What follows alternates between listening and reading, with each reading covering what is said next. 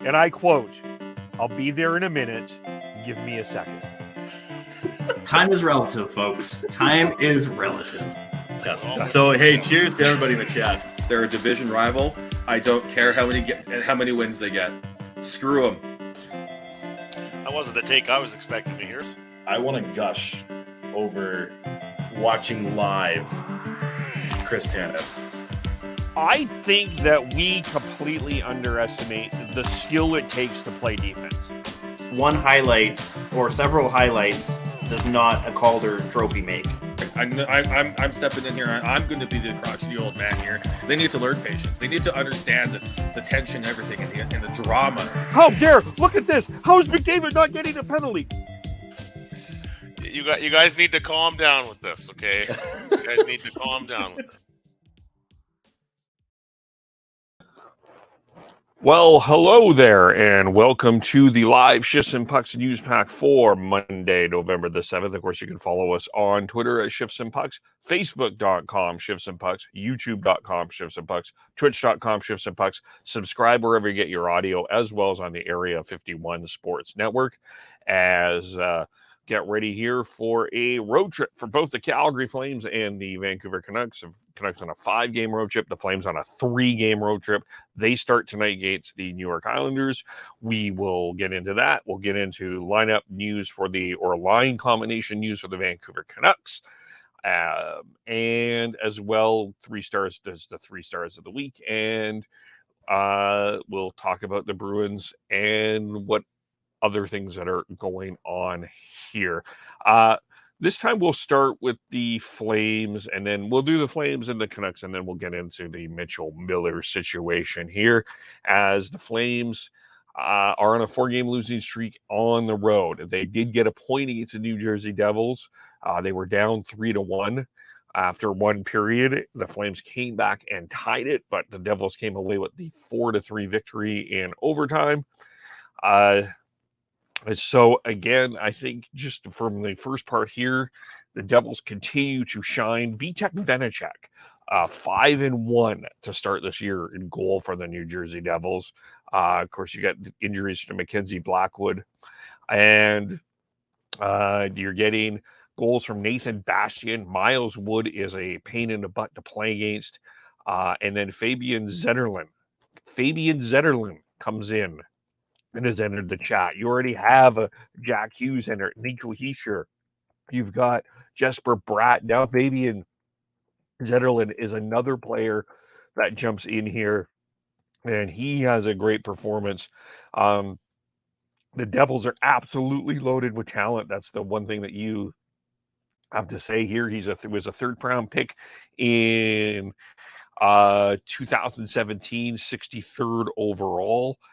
4 points in 7 games. So I'm not, but just another player that you are adding to a very deep roster to the New Jersey Devils. So they're getting scoring from everywhere.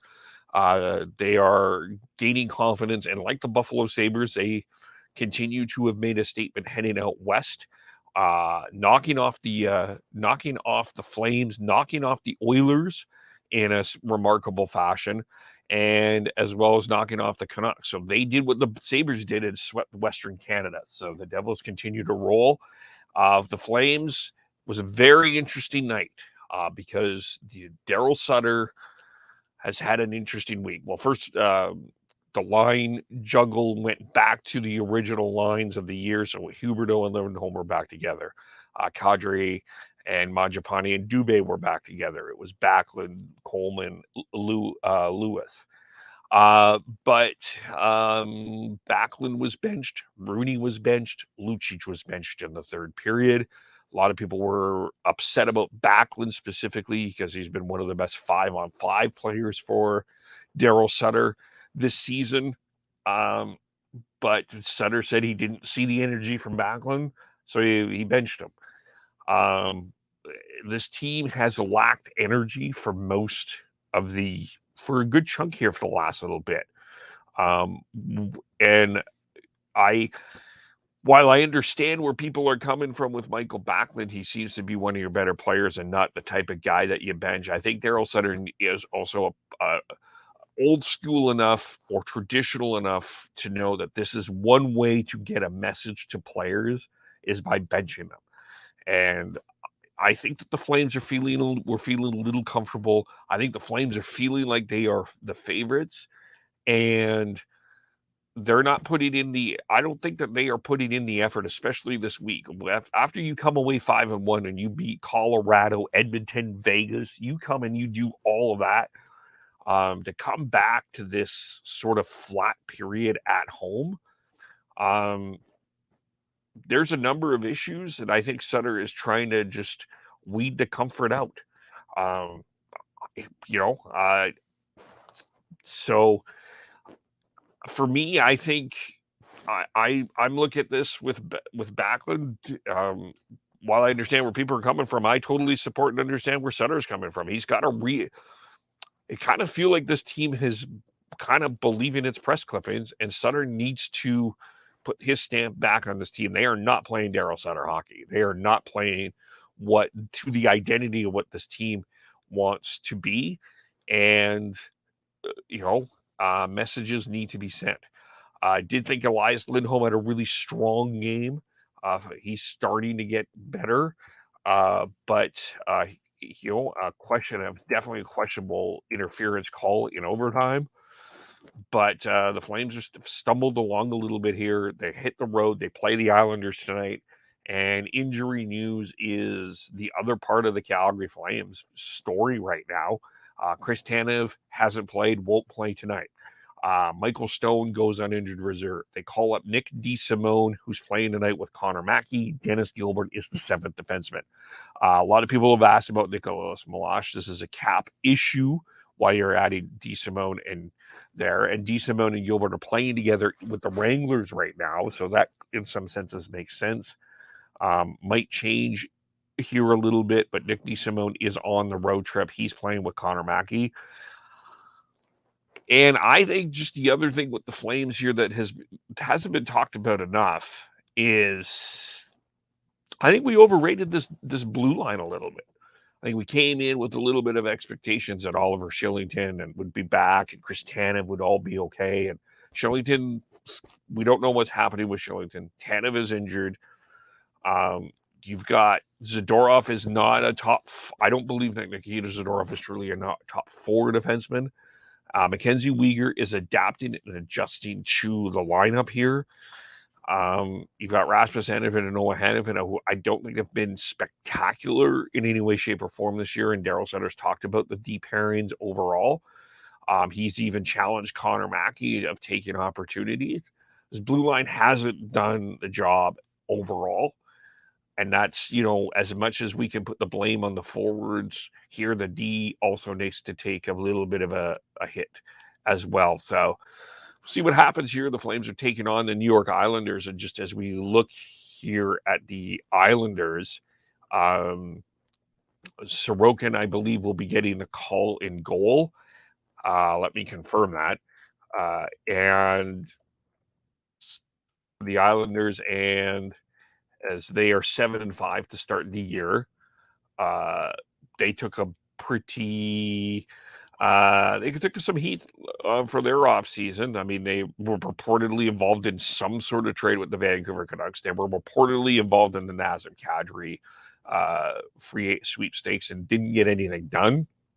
But looks like they're there. 7-5, not bad here as we just look at the standings in the Atlantic.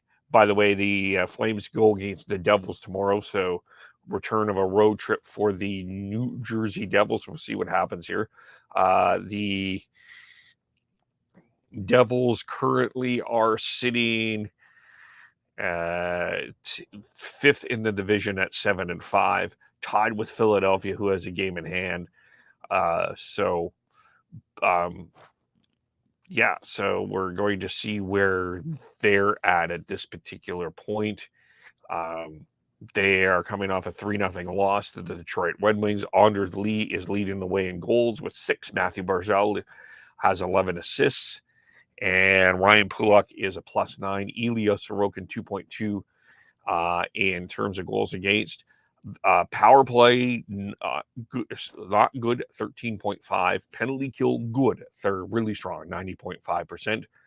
They're good for third in the National Hockey League. Your lines, the Islanders, looks like it's going to be Barzell, Bailey, and Wolfstrom, Nelson, Lee, and Beauvillier, Pajot, Parise, Palmieri, Kazikas, Matt Martin, Clutterbuck, Romanov, and Dobson, Pelican, Pullock, Sebastian Aho, not the Carolina Hurricanes, Sebastian Aho, by the way, and Scott Mayfield. And it looks like Sorokin is scheduled to start in goal. So that is what's going on with the New York Islanders. That is going on with the Calgary Flames. And that's where we're at with them. Let's hop on over to the Vancouver Canucks. Another blown lead on Saturday. This time a 3-0 lead. 3-1 heading into the third. 2 quick goals by Nashville ties the game. And then Nashville wins in the shootout. Bo Horvat.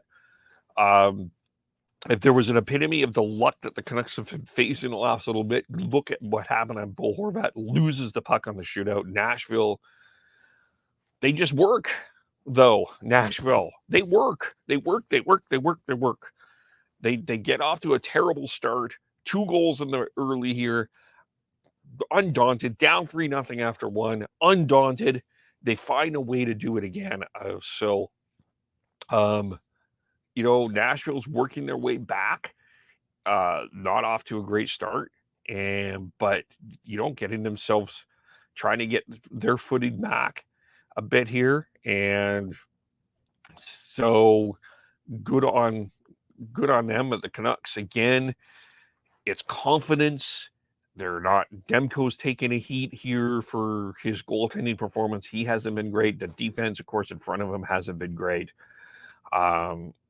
It's just confidence.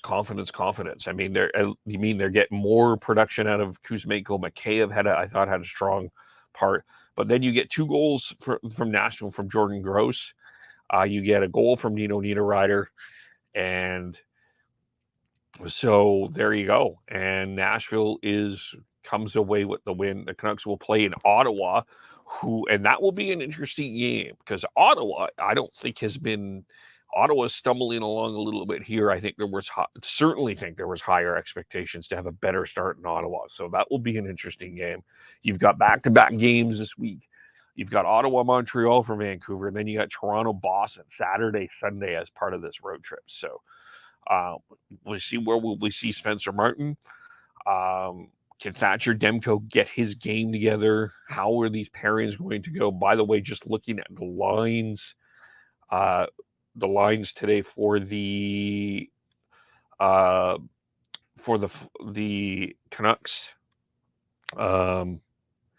it's Miller, Pearson, Besser, Pettersson, Kuzmenko, Mikheyev. That's been their best line all year.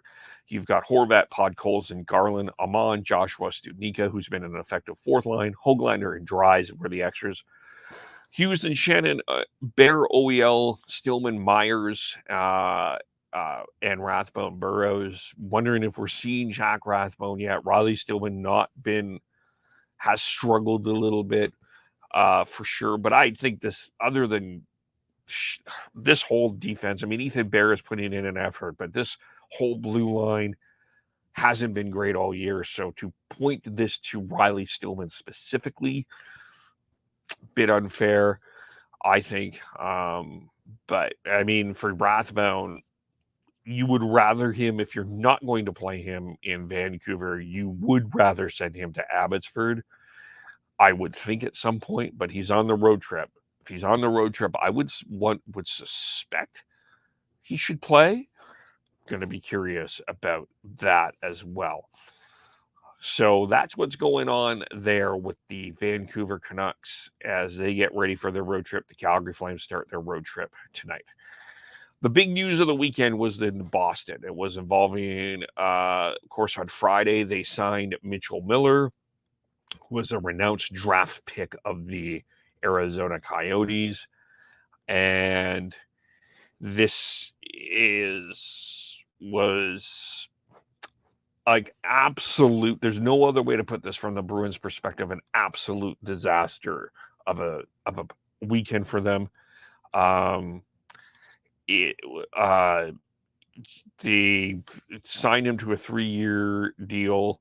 Gary Bettman spoke on Friday in Europe for the global series between the Avs and the Columbus Blue Jackets that Miller was not eligible. Players like Patrice Bergeron, Brad Marchand, Nick Foligno spoke out.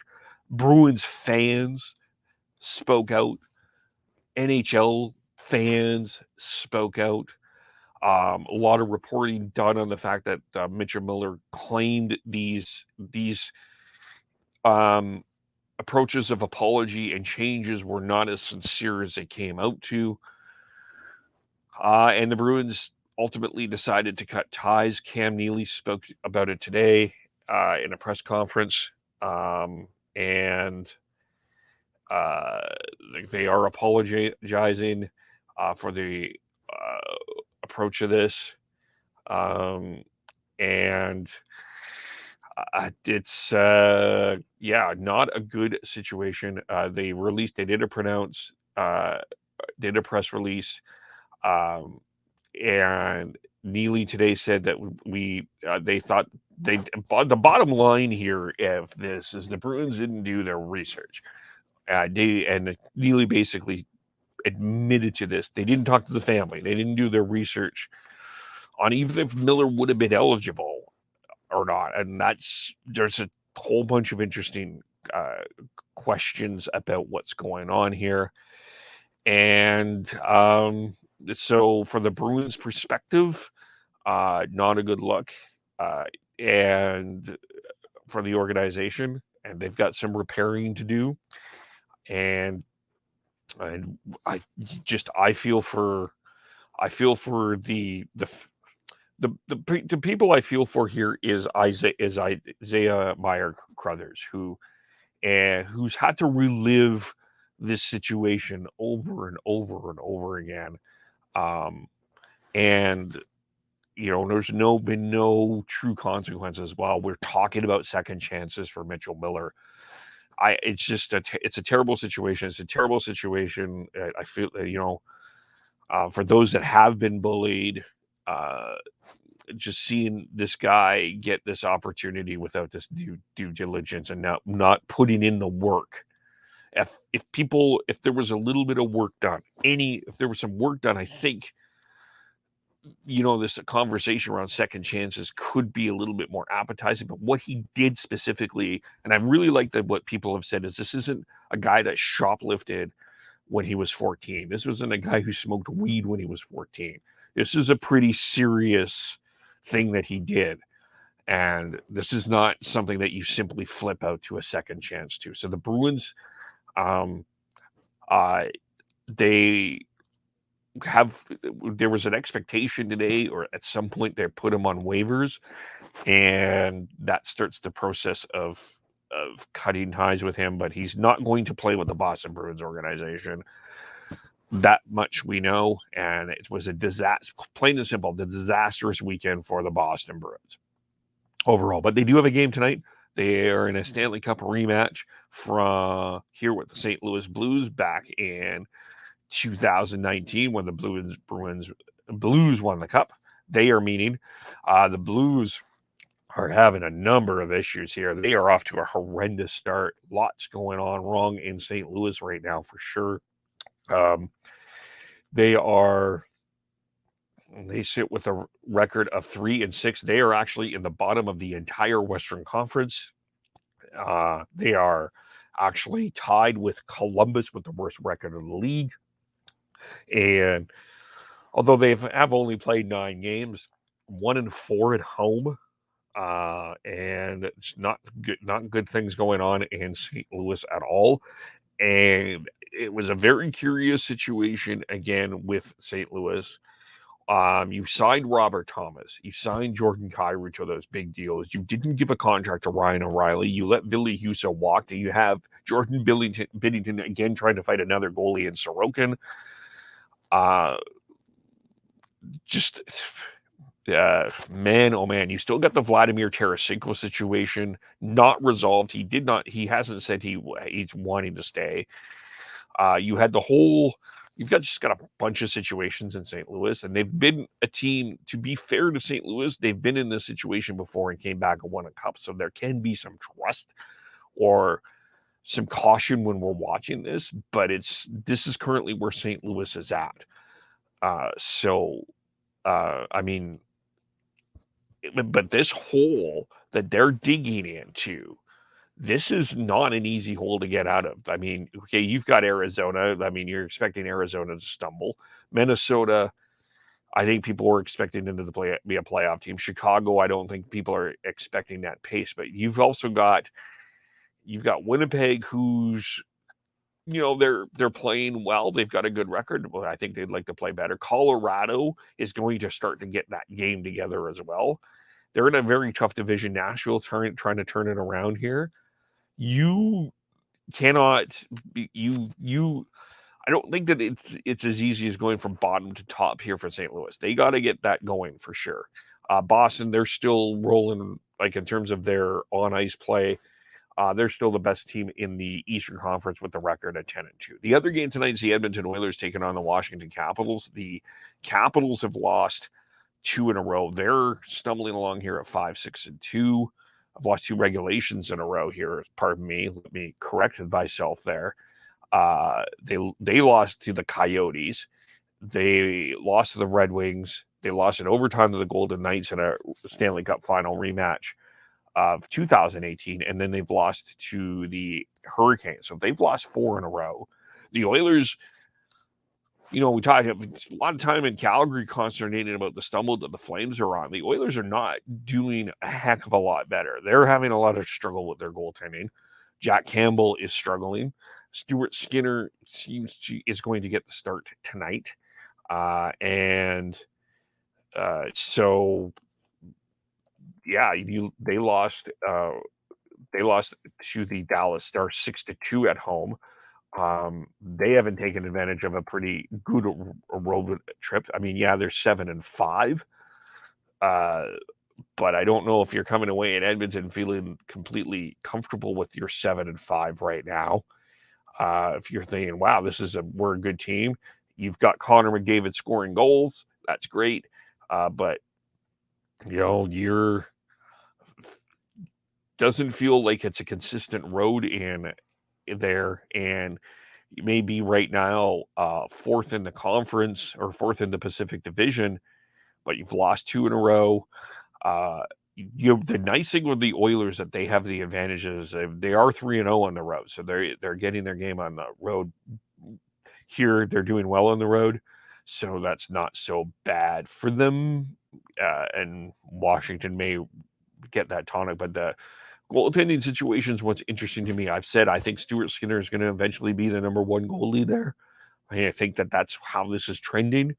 And it's not necessarily that I'm slighting Jack Campbell. I just think Stuart Skinner gives them a calmer opportunity. So we'll watch that. So those are the 3 games tonight. You got the Flames taking on the Islanders. You got the Oilers taking on Washington. And you've got St. Louis taking on Boston. Other news and just quick news and notes from around the National Hockey League. The 3 stars of the week is here we've got Jason Robertson, who is the number 1 star, 8 points, 3 games, 5-game goal streak. The Stars are playing very well, 8-3-1 here, and they're rolling right along. And I would say that they're the best team playing the best game in the Central, best team game overall in the Central Division. Robertson continuing to highlight that, as well as he capped he had a 3-point performance against the Oilers on Saturday, and he's leading the league in game-winning goals with 3. So Jason Robertson, number 1 star. 2nd star, Nathan McKinnon, 7 assists and 2 outings. Says they swept the Blue Jackets in Finland. He set an NHL record for games played outside of North America with 4 assists, including 3 in the 3rd period on the 4th. Added 3 more helpers on the 5th. there as well. So Nathan McKinnon, 7 assists as McKinnon starts getting Colorado back on track. He's the second star. The third star has been the revelation of the National Hockey League. Erik Karlsson, 8 points, 3 games, 4 goals, 4 assists. He got a hat trick first since Jacob Chychrun did in April of 2021 in a shootout loss. He's got 10 goals this year. Erik Karlsson does. Which is one of the tops. That's tied with Bill Horvat, actually. So he's been phenomenal. Great story here. He has also 3 game winning goals. Second in goals with 10. Fourth in points with 19. So the 3 stars: Jason Robertson, Nathan McKinnon, and Erik Karlsson. And so that's what's going on with that. And some injury notes here. Ottawa. We'll start in Ottawa. Josh Norris, he's been out since October 22nd with he will not need surgery. He's going to be reevaluated in January. So he's 2 points in 5 games. He's been out since the 22nd with a shoulder injury.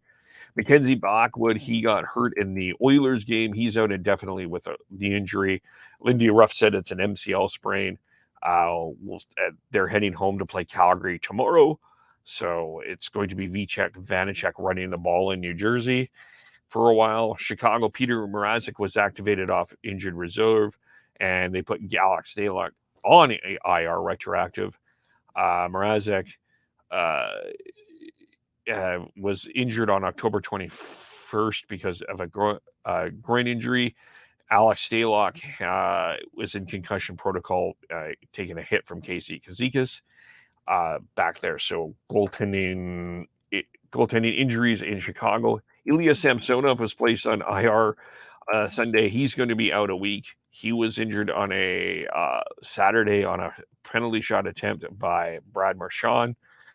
So they've already are without Matt Murray. They're already without Joseph Wall. Eric Kallgren started against Carolina. Keith Petruzzelli has been signed to an NHL contract to serve as a backup. Murray is expected to return soon, though, however, as well. Philip Zadina is in IR with a lower body injury. He got hurt in the 3-0 win over the Islanders. And Washington's Dmitry Orlov is a game-time decision tonight when they play the Oilers. He did not participate in the morning skate and didn't practice on Sunday. He has a lower body injury. And Vitaly Kravtsov is a possibility to return tomorrow when the Rangers play the Islanders as well. And Jeff Carter participated in practice on Sunday for the first time since sustaining a lower body injury against the Kraken on the 29th. The Penguins need Jeff Carter back there, continuing to stumble along. The Kraken, by the way, have won 4 in a row. Don't know if you know that. But that is sort of the injury news. A couple of other suspensions. Matthew Tkachuk got into a stick-swinging incident with Jonathan Quick. He's been suspended 2 games for Florida. And Josh Anderson, for a hit on Alex Pietrangelo Saturday against Vegas, has also been suspended 2 games as well. And so then let's look at the WHL Players of the Week here. And we've got Lukas Dragovic, the defenseman in the WHL, by the way. That's one of the stories in the WHL is the play of the defense. Not only Olin Zeliver, but Dragovic as well. 2 goals, 5 assists, 7 points for the Tri-City Americans. Is the Player of the Week. Talon Boyko played 1 game, 1 goal against 978. He's the WHL goaltender of the week. And no games tonight in the WHL. We'll touch on the AHL, what's going on there. We've got